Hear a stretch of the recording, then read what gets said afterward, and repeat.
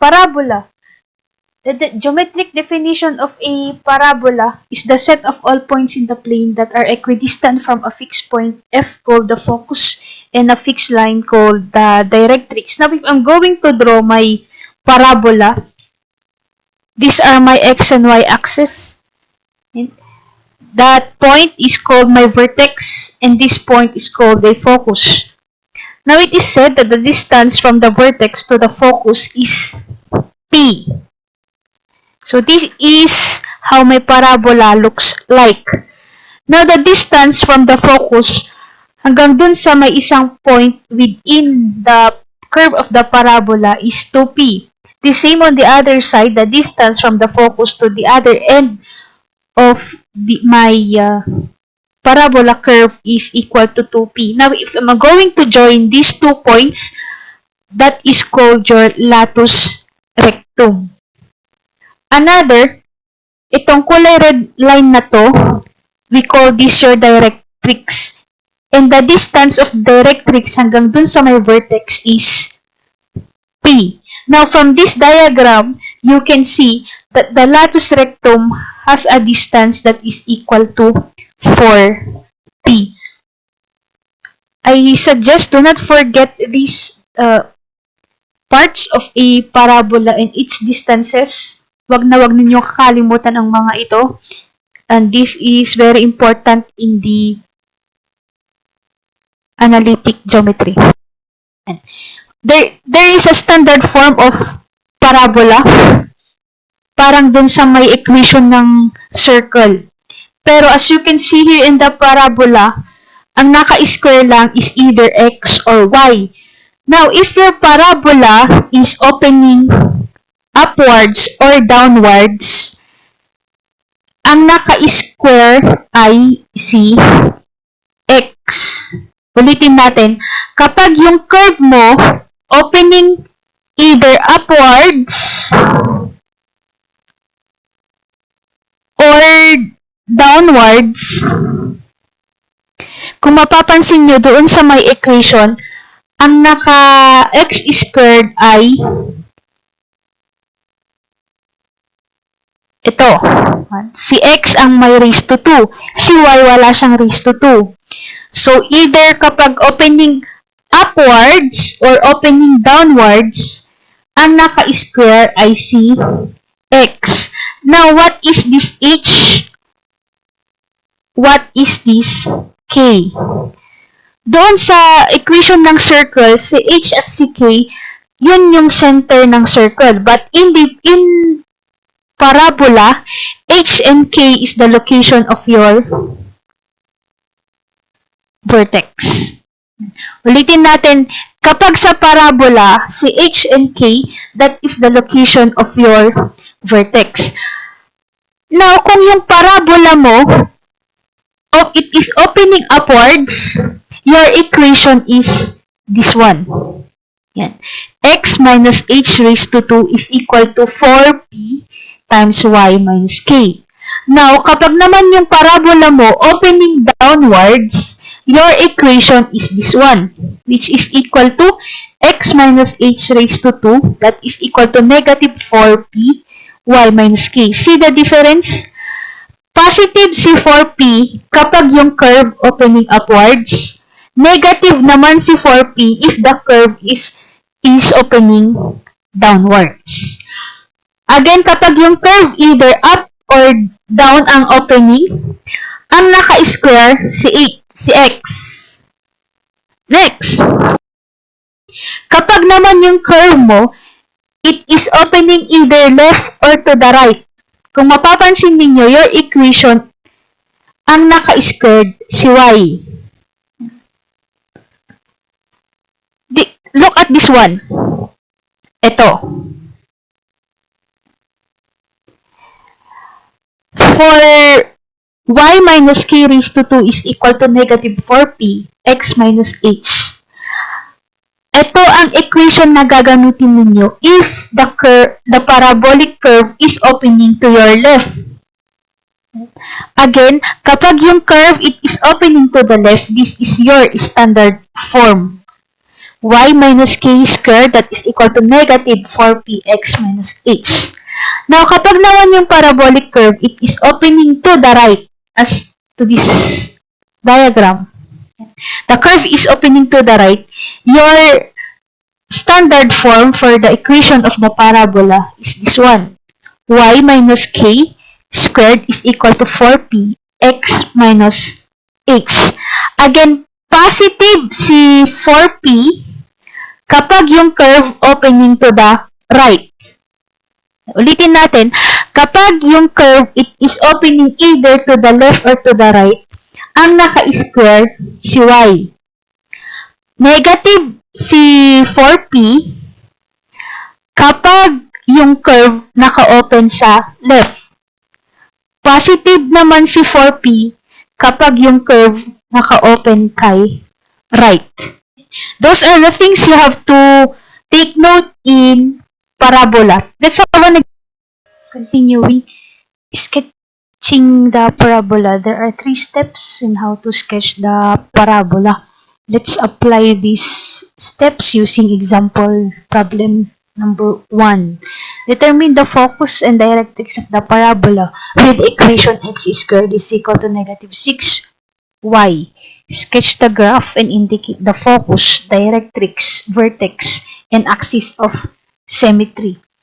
Now, if you look at the equation of the parabola, x squared is equal to negative 6y. Since ang naka-square ay si x, so ang ating parabola either opens upwards or downwards. Pero pagpapansinin ninyo, yung katabi ni y, that is negative 6.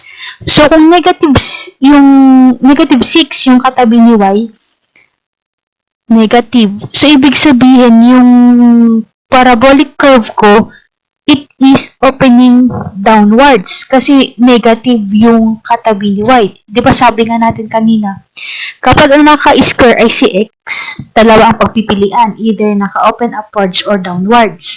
Ngayon, si 4p, kapag negative si 4p, meaning downwards yung opening ng curve.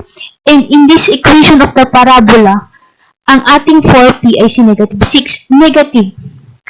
So, meaning, downwards yung ating curve.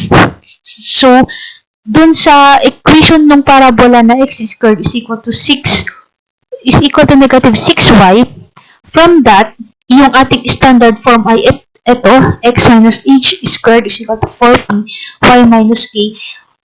But since walang kasama si x, wala rin kasama si y na any other variables, meaning 0 si h, 0 si k. So kung 0 si h, 0 si k, the vertex is at 0, 0. So if I'm going to graph the vertex, this is it. My vertex is at 0, 0.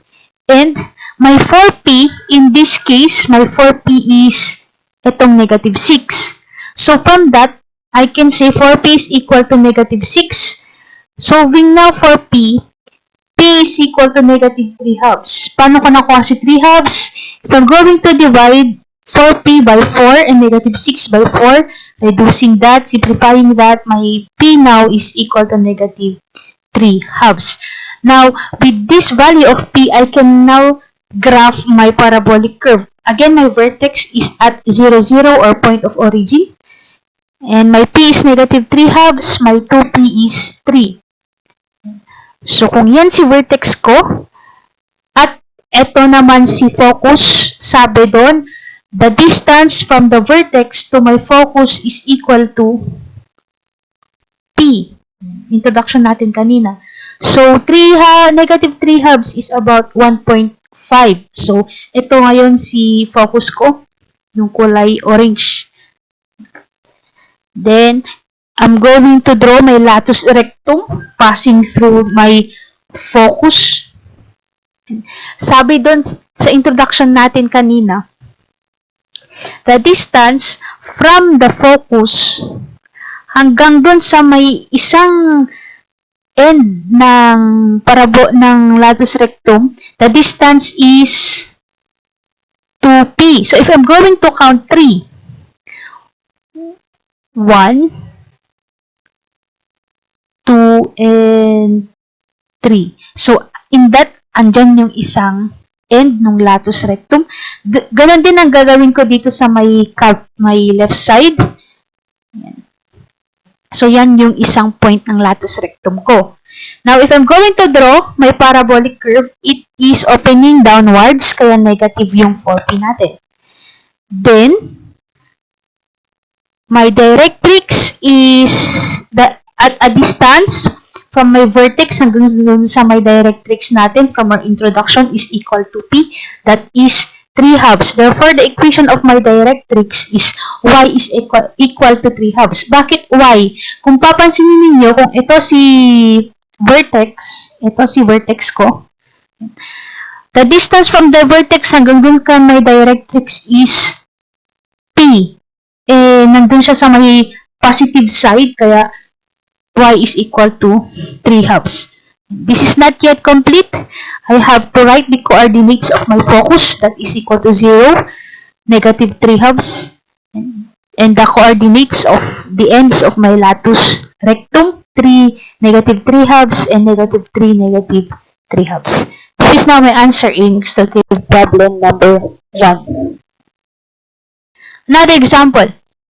What is the standard equation of the parabola in the figure? So as you can see here in the figure, my parabolic curve opens upwards. So kung open upwards, our standard form, ang naka-square, si x. So from this diagram, paano ko nakuha si P? Diba, sabi nga natin kanina, the distance from the vertex hanggang dito kay focus is P. So if I'm going to count from my focus, 1, 2, 2, and 3. So the distance from my vertex to my focus is 3. That is my P. So if I'm going to solve my 4P, that is 4 times 3, that is equal to 12. Ano itong 4P na ito? That is the distance of your latus rectum. Na yung latus rectum ko, ito yung kulay orange na line. Ito ngayon si latus rectum, and the distance is 12. If this is the focus, itong si 0, 3, 1, 2, 3, 4, 5, and 6. Yan yung isang end ng latus rectum. The same dito sa may left side. Magbibilang din ako. 1, 2, 3, 4, 5, and 6. So if you're going to count from end to end, lalabas si 4P, that is equal to 12. From that, the coordinates of the ends of my latus rectum is negative 6, 3, and positive 6, 3. Ang hinahanap natin dito is the equation of the parabola. My directrix is this one, y is equal to 3. Nasa baba siya ni vertex.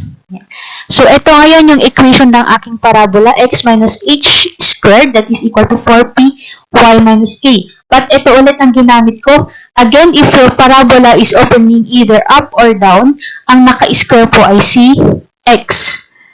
Now, h and k is the location of your vertex. Since from the diagram, your vertex is 0, 0, so your h is 0 and your k is 0. Simplifying this one, the equation of my circle is, the equation of my parabola is x squared, that is equal to 12y. Problem 3. A parabola has focus at 2 to 5 and directrix is x is equal to 6. Find the standard equation of the parabola. So if I'm going to draw my focus, that is at 2, 5. Paano ko nakuha si 2, 5? Now, if my point of origin is at this point, ito. So, counting 2 positive, that is to the right, 1, 2, 1, 2, 3, 4, 5. So, ito yung location ng aking focus. Then, my directrix is x is equal to 6. That is my directrix. Paano ko nakuha si directrix? The location of my directrix is along the x-axis. That is equal to 6. That is positive. So, counting 6 from your point of origin, ito ngayon si directrix. Now, paano ko nakuha si P is equal to 2? Now, in the previous slides, kung mapapansin nyo, si vertex ay nasa gitna nila F, ni na focus at ni directrix. So, since nasa gitna si vertex, ni na focus at directrix, my vertex is about at this point. So, if I'm going to count, my vertex is about 2 units from my F and 2 units from my directrix. So, ang location ng vertex ko is at 4, 5. You may want to count the number of units to check kung tama ba yung location ng vertex ko.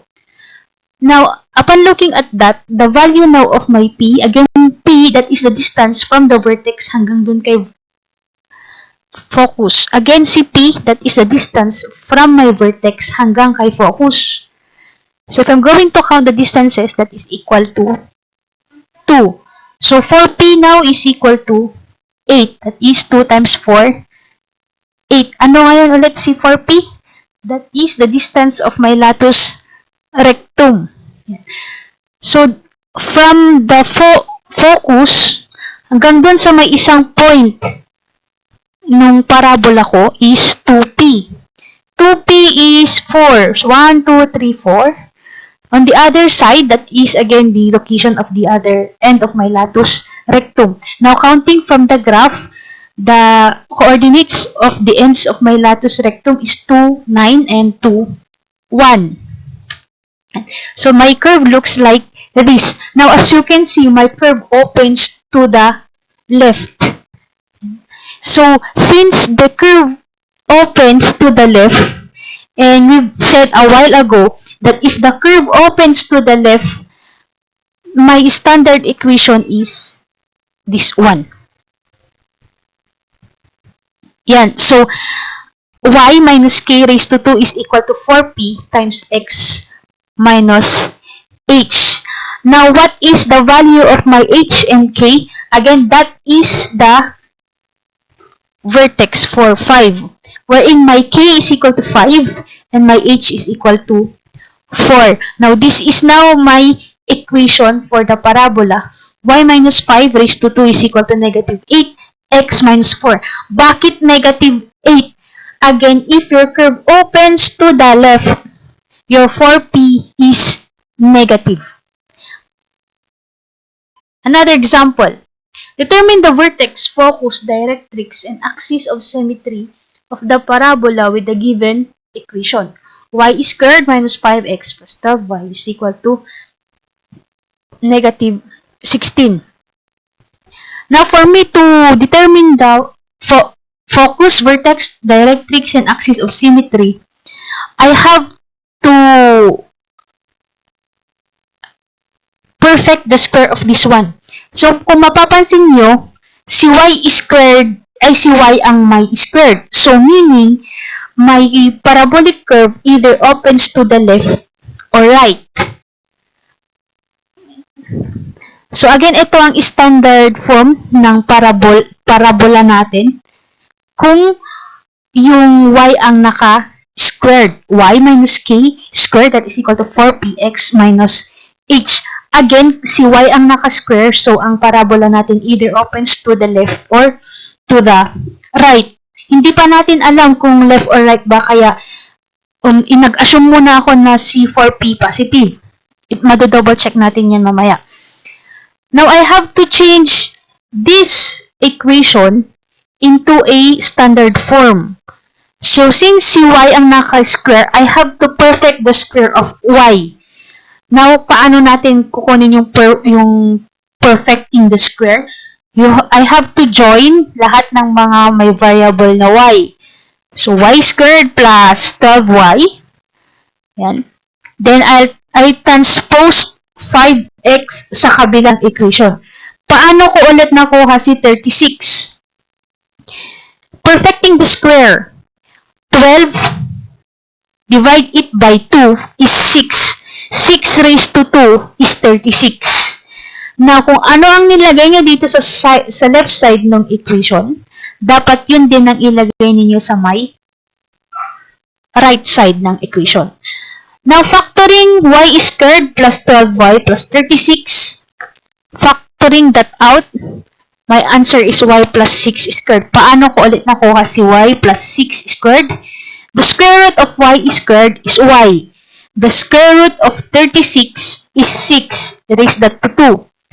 I factored out dito sa may 5x plus 20. Factor out 5. That is equal to 5, the quantity x plus 4. Ito na ngayon ang equation ng aking parabola. So, from that equation, I can determine now my 4p. Again, my 4p is equal to 5. Yan. Yun yung katabi ni x plus 4. Ito ngayon si 4p. Kung titingnan nyo dito sa standard equation na to, our 4p is 5. So, from that, makukuha ko si value ng p that is equal to 5 over 4 or equal to 1.25. Now, from these values, I can graph my parabola. Since alam ko na si vertex ko is at negative 4, negative 6. Paano ko nakuha si negative 4, negative 6? From this equation of my parabola. My h is 4. But since positive ito, and to make this positive, kailangan negative si 4. Paano ko nakuha si 6? From this one. Yung katabi ni y ay si k. Now, graphing these points, that is my vertex along negative 4, negative 6. This is my Cartesian plane. Andito po ang ating point of origin. Yan. So, if you count, yung mga numbers sa side na to ay negative. That is ito po ay ang ating x-axis. Ito naman ang ating y. So, that is the vertex at negative 4, negative 6. And my focus is that one with a distance 1.25 from my vertex. That is the other end of my latus rectum. Another end of my latus rectum. Again, the distance from the focus hanggang dun sa may isang end ng latus rectum is equal to 2p. So, 1.25 times 2 is 2.5. Yung mga may graph, you may want to graph these points. And so, if I'm going to join the points, will look like that. And this is now my parabola. So, dun balikan natin yung problem. Determine the vertex. This is now my vertex. Determine the focus. This is my focus. And its coordinates are negative 2.25 and negative 6. Directrix. So, paano yung directrix? Again, the directrix is at a certain distance p from my vertex. So, if I'm going to draw my directrix, that is my directrix, which is at a distance p from my vertex. And my x now is equal to 5.25. Paano nakuha si 5.25? Again, counting from your point of origin hanggang dito sa may point ni directrix, that is about 5.25. But take note the distance from my vertex up to my directrix is equal to P. Axis of symmetry. Ano tong axis of symmetry? Ay kung papansinin ninyo si parabola, it is opening to the right. Axis of symmetry meaning saan siya nahati. At yung hati natin ay nandito kay my vertex. So if I'm going to draw a line passing through the vertex and the focus, this is now my axis of symmetry, and my axis of symmetry is parallel to my x-axis. Again, the axis of symmetry of the parabola is parallel to the x-axis. That is my answer. Another problem on application of parabolas. A searchlight has a parabolic reflector that forms a bowl, which is 12 inches wide from rim to rim and 8 inches deep as shown in the figure. So this is the figure. If the filament of the light bulb is located at the focus, how far from the vertex of the reflector is it? So dito sa may figure na to, from rim to rim, the distance is 12 inches and the depth of your searchlight that forms a bowl is 8 inches. Now, para mas maintindihan ko to, I'm going to draw this in a graph. So, ito na yung si graph ko, wherein I'll say my vertex is at the point of origin. Yan. And, yan yung mga points kung nasaan si height. Yan. Ano si 6, 8? Ano si negative 6, 8? Diba dito sa may figure, the depth of my bowl is 8 inches. Now, dito naman sa my graph, the distance from my vertex hanggang dito sa point na to, that is the depth of my bowl, which is 8. So, if you're going to count the number of units, 1, 2, 3, 4, 5, 6, 7, 8. Then, yung rim to rim na 12 inches, ito yon. From this point hanggang sa point na to, that is the distance of your rim. So, if you try to count, 1, 2, 3, 4, 5, 6, 7, 8, 9, 10, 11, and 12. Yan. So, yan yung distance na rim to rim. Now, ang tanong kasi, ano yung magiging distance na ng filament ng bulb kung yung location ng bulb nasa focus? So, let's say, ito yung focus ko. Diyan sa may focus na yan, nandyan yung bulb. Ano ngayon yung distance? P. Yun yung tinatanong ng problem. Yung distance from the vertex hanggang dun sa may bulb. Na yung location ng bulb is at focus. That is distance P. Now, from this graph, pwede ko nang ma-determine si P. Paano? Yan. So, since my curve is opening upwards, my equation is x minus h squared, that is equal to 4p, y minus k. Again, kapag yung parabola naka-open either upwards or downwards, ang naka-square is si x. Since upwards, so si 4p, positive. Now, I'm going to substitute my h and k. Since nasa 0, 0 si vertex, my h is 0 and my k is 0. Now, I'll substitute x and y as this point, 6 and 8, para may makuha akong value ni 4p. That is this one. So, substituting all the values, the value of my p is equal to 9 over 8 or 118 or 1.125 inches. So, yan ngayon ang unknown. Yan si p. Therefore, the filament of the bulb should be placed at 118 inches from the vertex. That is my final answer for this problem number 5. If you have any questions regarding parabolas, kindly do so. After watching this video, I'm going to upload your activity for parabola. And as always, I'm going to give you 1 week to work on on that problem under parabola. I suggest you read more books or references regarding parabolas. And thank you.